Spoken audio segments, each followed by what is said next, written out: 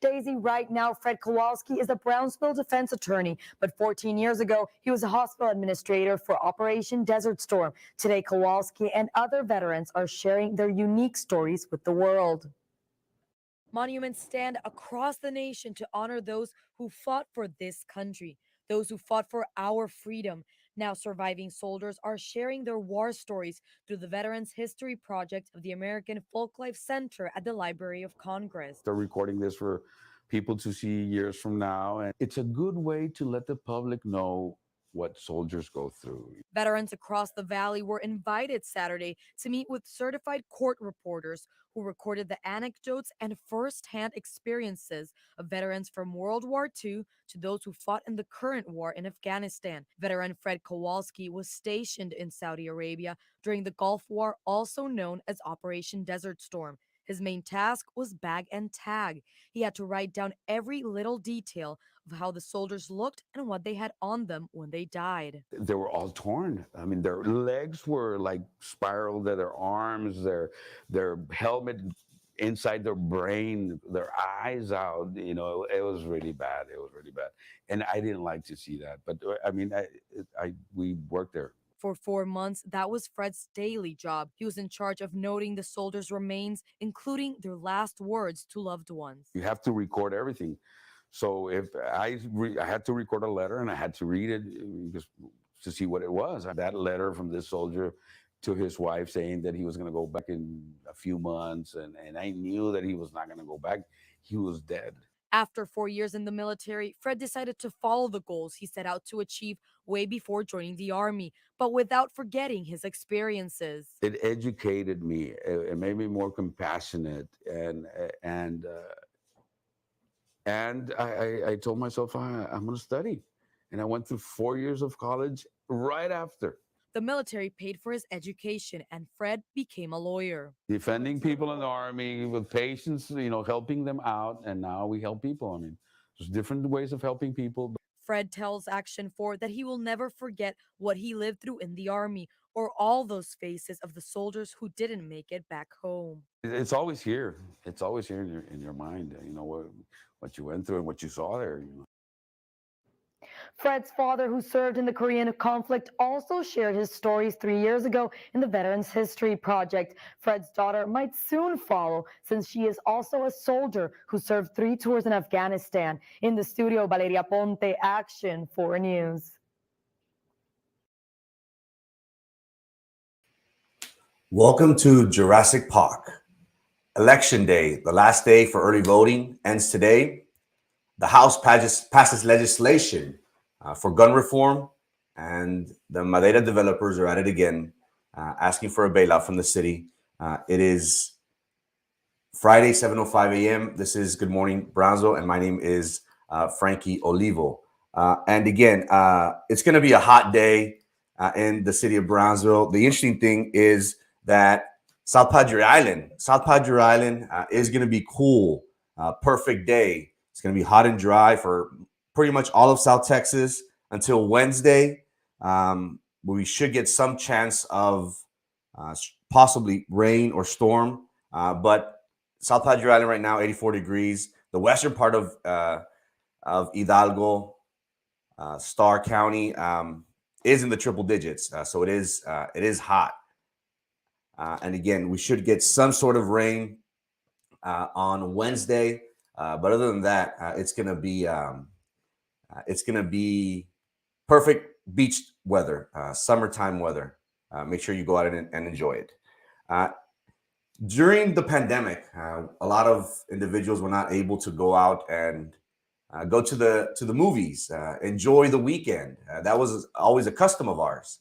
And since the pandemic, since these Cinemarks have been opening, there haven't been much box office hits, so to speak. Many people have said that, you know, people are reluctant to go out in public, especially with all this craziness and gun violence been going on, but also that they just enjoy being at the comfort of their homes. We saw recently how Maverick performed very well at the box office globally and here in the U.S. Well, now Jurassic Park is coming back. The series is set to premiere. It was a soft premiere, special premiering yesterday. But are people gonna go out and watch this movie? And this again is a classic, and many of their actors are coming back for another run. And again, this movie is a classic. But are people going to go and watch this movie? Is this a type where we can just wait for it a month and then we'll get it on HBO Max or Paramount? Um, but again, we have seen how individuals do like to go see trilogies, do like to go see movies that we enjoyed during our youth or many years ago. It's going to be interesting to see how this compares to Tom Cruise and Maverick. Maverick opened up 2 weeks ago, and so far, this is on his second week. It's projected to make $500,000, which again is crazy numbers post pandemic. It was amazing numbers pre-pandemic as well, but the brand Top Gun, how it really resonates with a lot of individuals in their 50s and 60s. And it's just good to see those movies back in the 80s and early 90s. Same thing as Jurassic Park. William Spielberg did an amazing job in the early 90s, and he really captivated the audience. And I lost track after the third one, but I'm gonna try and go see this one. But it's gonna be interesting to see how the fans react to this. And when you deal with dinosaurs, this is a movie I think you could bring kids, everybody of all ages would really enjoy this movie at the Cinemark. Gun violence. Gun violence, as of late, has been the topic of every discussion. It seems many have questioned and argued. What's it going to take? Why aren't these politicians doing a better job of making it harder for those for people, certain nut jobs? Why is it easier for them to get a gun? Gun reform has been something that many have wanted to see, and many have argued and said, "Hey, well, there's big money, NRA. It's hard to go up against that." While that is true, but with tragic events such as Uvalde, it has really pushed that envelope. And one would think, one is one too many, of course. And the last elementary school shooting that I can remember was in New Jersey at Sandy Hook. And we're talking about young babies. Why wasn't it done then? Why is it a priority now? But nonetheless, we did have the House of Legislation. They did pass gun reform. The main concept is to extend the age to 21 to make it a little bit difficult for teenagers, individuals going with dealing with a certain amount of problems, mental health issues, a lot harder for them to have access to it. So it's at the House. It passed the House. Now it goes to the Senate, and many have argued and stated, that's a no-go. This is a political ploy by the Democrats who are using this for this upcoming November election. And do people politicize tragedies? Unfortunately, yes. And it's both parties. I'm not saying that it's one or the other, but that's our reality. So we do see here that the House did pass legislation, and here locally we did have a town hall meeting, a BISD, along with other law enforcement agencies. They did meet, and also parents were welcomed as well. And the interesting thing that we all could agree regarding the Uvalde shooting was the lack of communication, the lack of balls. And I hate to be so ballsy about it, but it seems as if proper protocol was not followed. Many have argued and stated that law enforcement do not have continuous active training for active shooters or just training in general regarding these types of situations, delicate situations. And the reports that we've been getting since that shooting is how the police chief, for whatever reason, he had armed policemen ready, heavily armed, as the New York Times quotes, but he held them back because he feared for their lives, for his officers' lives. So one thing that we can all agree on is communication. There was not proper communication.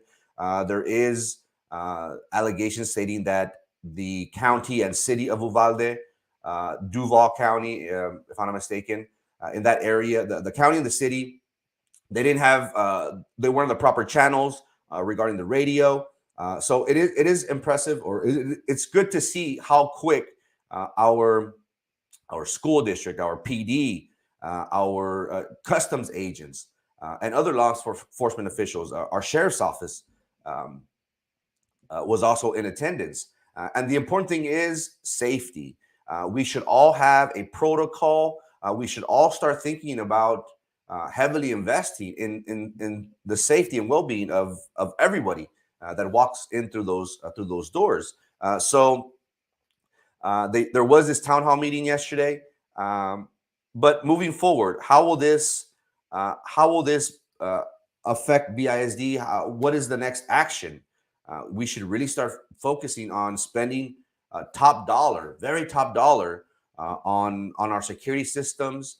Many of our buildings, and again, there are 40 plus buildings, schools, 48, if honestly, there were 52, they cut them down. There are 40 plus schools, and some are outdated, some need a lot of repair. But we should try and invest in each and every school to try and make it difficult. And again, do I have all the answers? Of course not.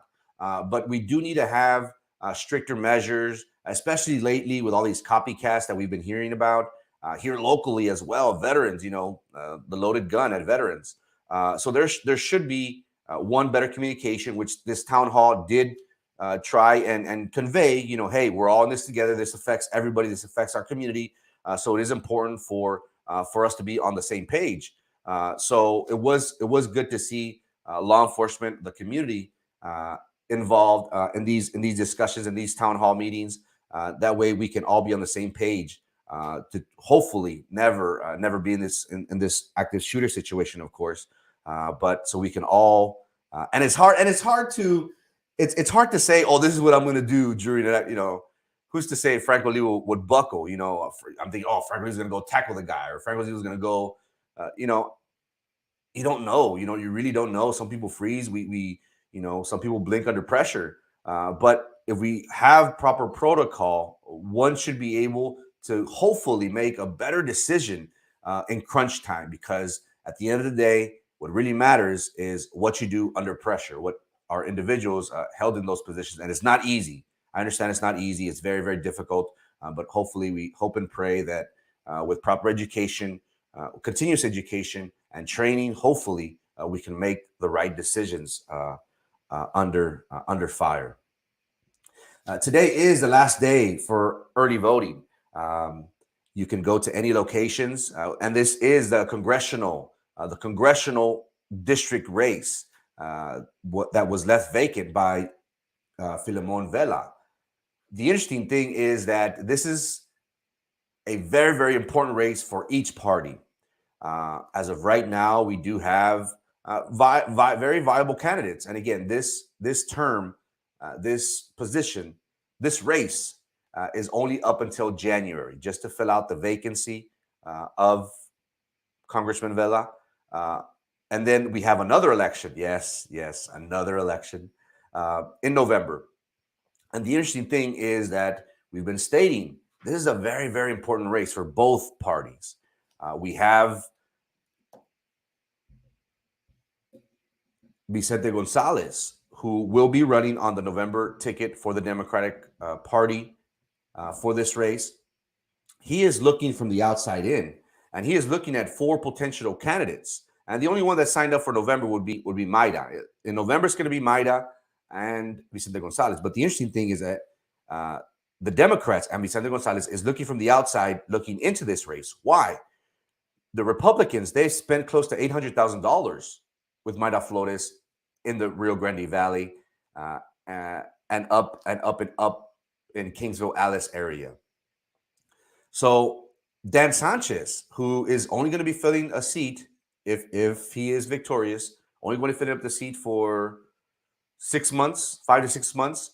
He's raised $150,000. He says, hey, this is going to be very tough. The Republicans have been pumping a lot of money, and as we all saw with Morgan Lamantilla, Sarah Stapleton case, money makes the world go round. And hey, I'm not here to, I'm not here to say anything. Get it how you live. Money makes people go crazy. Money is, what we need to survive.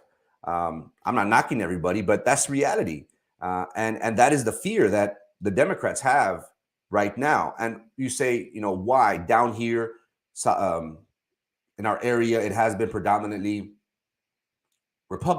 Democrat. There's no way a Republican will be able to take this seat. Well, when you really look at it, Vicente Gonzalez moved. He was an incumbent in District 27, I want to believe. It encompasses Nueces County, Corpus area, and Hidalgo, McAllen area. That was redistricting by Texas, and many have stated, hey, the Republicans, they want that, so they purposely did it in an area where it's highly Republican. Vicente Gonzalez jumped ships to Congressman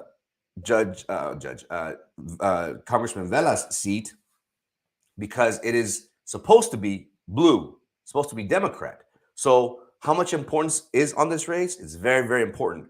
It all goes to November, of course. And there are 4 candidates. There are 4 very viable candidates that are in contention to win this special election to finish out this term. But the reason why I say that it is important is because momentum. We want momentum. Is Mayra Flores gonna be the upset in the Rio Grande Valley? Is she going to spearhead her way into November? And look, we have seen the ads, we have seen the media. I have seen Mr. Sanchez I've seen him on YouTube, I've seen him on Spectrum, I've seen him on cable. I've seen mailers going out. He is, and he's a well-known attorney in the Cameron County area, and I'm sure he's practiced in the Nueces, Kingsville, Alice area. But how is the community going to react to this? Are we starting to see a change in mentality of individuals who have been stating that, hey, the Democrats in power, they haven't really provided much. They haven't been able to, promise my family a better quality of life. My kids, they don't have much down here. And again, it's difficult. It's difficult because this deals with individuals much higher than the congressman, and sometimes they're not able to do these things. But it is impressive to see. How is the community going to react? Are they going to welcome a young female from San Benito Harlingen area who has been the Republican candidate moving forward, and she's been embraced by the party? And look, however you feel about it, make sure you go out and vote. That's the idea. Again, this is a very important race. There are 4 candidates that are going to be vying for this seat. But at the end of the day, it's going to be Mayra Vicente in November.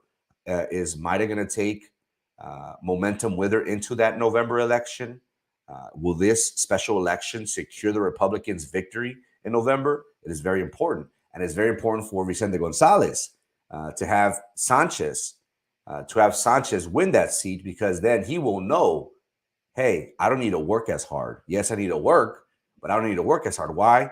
Because my area, my district is blue. And all I need to do is show up in some places, wave, shake, kiss some babies, come out on the news, and I'll be fine. That's the idea right now. So is he going to work extra harder if Mayra's able to secure this victory? You and I will be able to decide that. So again, if you haven't voted, today is the last day of early voting. Make sure you go out and vote. Now, the Madeira Development. The Madeira Development was and currently still is an idea that is on the northern part of Brownsville, Olmito area. And the idea at one time was to have an arena, to have restaurants, hotels, different establishments nearby that would be beneficial towards the county. We were sold on the idea that it was going to be something that would be provide jobs and would bring possibly a major sports franchise or teams down here with the possibility of them having Brownsville as their city. Um, the this idea was voted on twice. One time it was in November. Uh, it came back because the Cameron County commissioners felt that the citizens, that the residents, that they didn't have proper information, that they weren't given uh, enough data, enough information regarding the possibilities of how our city, how our county would be able to all benefit from this. Why? Because tourism. We're able to attract people from the state of Texas and hopefully throughout the U.S., maybe throughout the world. It will be something spectacular. $100 million project that would really see an economic boom in our area. And both times we saw how the Cameron County voters they felt otherwise. They this past election they voted no. They did vote no, and it was a narrow defeat. But nonetheless, we have seen how they have been very smart and tactical about this, and now they're at it again. Now, what we should all understand is that sharks sharks are very strategic. Again, we're not dealing with nickels and dimes here. We're dealing with big bucks. We're dealing with hundreds of millions of dollars here, and an investor always makes sure that he spreads the love.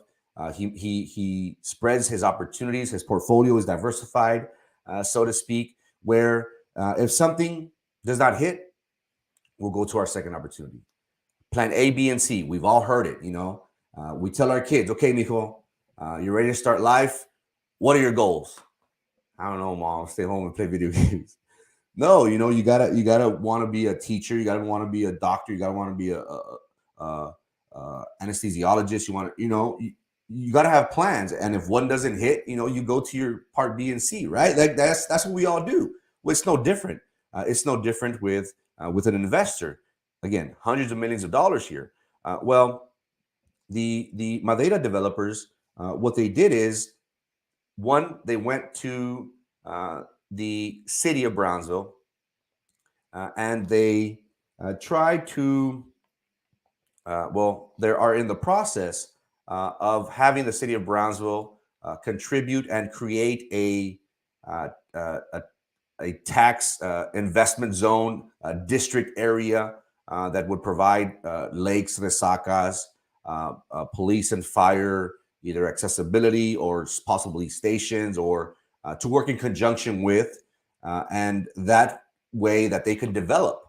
It was a certain percentage of money of investment from the city, and this was back in 2020. And what we all been hearing lately has been the Madeira Project with the county. That is what has been on the topic of discussion for these past year and a half, and it was the county. It was the county that they themselves that they joined. They joined this potential partnership, this development idea or pitch that Madeira presented in 2020 to the city of Brownsville. And yesterday, on Tuesday, uh, they did have an update. There was a presentation done by a Madeira Development spokesperson. It was their consultant, their director, an individual part of their group, and the idea was for the city to get approval with the city, and the county later joined in on that venture. And again, strategic. This is very important. Why? Because as an investor, you got to have options, whether that's through business opportunities, employment, and just the ways of life. You got to have different options. And Madeira was smart about it. Madeira pitched it to the city, and Madeira pitched it to the county. And you're probably going to say, oh, we think of Lady Liberty. I think of Lady Liberty. Is it Lady Liberty? With her eyes closed, that justice is blind, and we hope that everything that is done, no las escondidas. Well, was this a move by this developer to say, hey, if one doesn't hit, the other one will. If the right one doesn't catch you, then the left one will. 15 tons. What do you get? It's interesting that these sharks played it right. There was a recent city meeting, and they did present the idea once again. And this development idea encompasses housing projects, encompasses an amphitheater. It's a new development zone that they're trying to pass. And honestly, this was a genius move. And look, I give credit where credit is due. I think all of, well, I'll speak for myself. We all want to be, in the eyes of engineers, in the eyes of, people with money, you do want to make a buck. You do want to try and maximize your profits. Well, what they try to do is they try to do it on the county and the city's dime. And look, props to them. They are possibly going to get into an agreement with the city. And the reason why I say that is because, well, 4, as we all know, 4 was or is the magic number. 4 in politics is a magic number because it takes 4 votes to pass resolution, to pass legislation, to pass whatever they're trying to accomplish. And again, the city did approve an agreement with Madeira for a $90 million infrastructure contribution of over 1,300 acres. And this tax increasement reinvestment zone, the TURDS, as they called it, they were drafting a development agreement between the developer and the city of Brownsville. And the city would contribute and form reimbursements of 50% of future anticipated taxes. So again, this is kind of like a, pay it up front. You'll get your money back. It's a win-win situation. Is Madeira asking for a bailout? Did they have this planned all along where, we want an arena? Why? Because an arena, man, that's going to possibly give the investor, the county, the county residents so much more. And in a way, it does make sense because whenever you develop an area, you try to maximize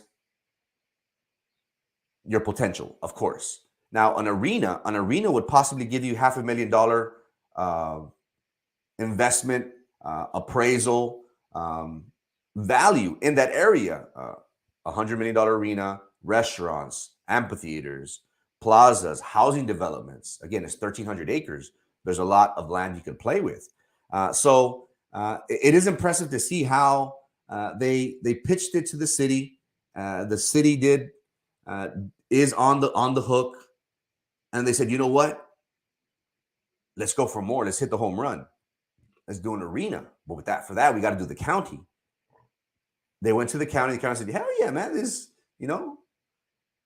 is good. more bucks for us. So they try and pitch it to us, to the voters. And haven't you noticed how diligent they were? In November, the voters said no. And they're like, no. We're not going to take that. You didn't have the information. We're going to vote it again. The voters came back and nope. So now they got to go to Plan B. And Plan B is with the city. And that was the original, at least that is what is understood from studying this from the outside. But again, there's a lot we don't know. We have seen a lot of changes within the city of Brownsville. A lot of people have been moving to bigger and better places. Now, are these cases? Are they involved? Are people going to be pushing for this future development idea? Well, again, I go back to the number 4. Is Madeira Development asking for a bailout?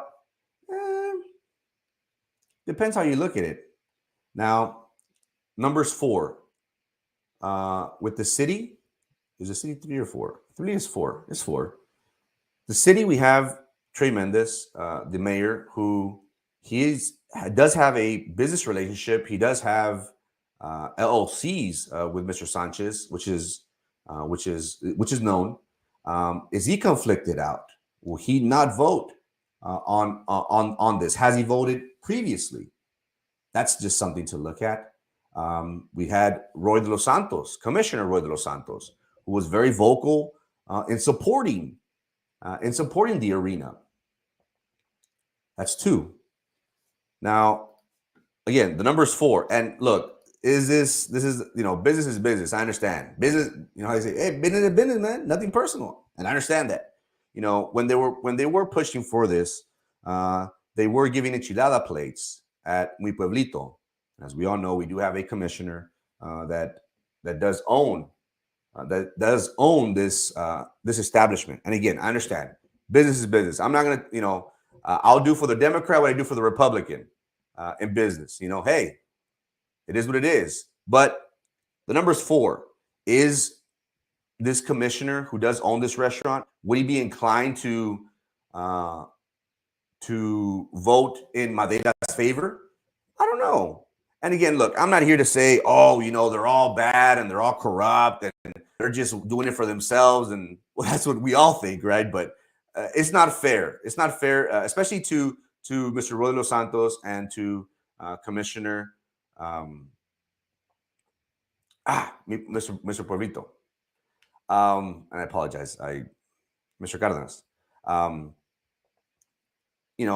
They're new. I'm not saying that it's bad that they're in it for themselves. No, I will hardly think that individuals that do go into politics that they generally do want to make a difference. They do want to be part of a movement and being those individuals that are making a change for the better in District 1, District 2, at large, mayor.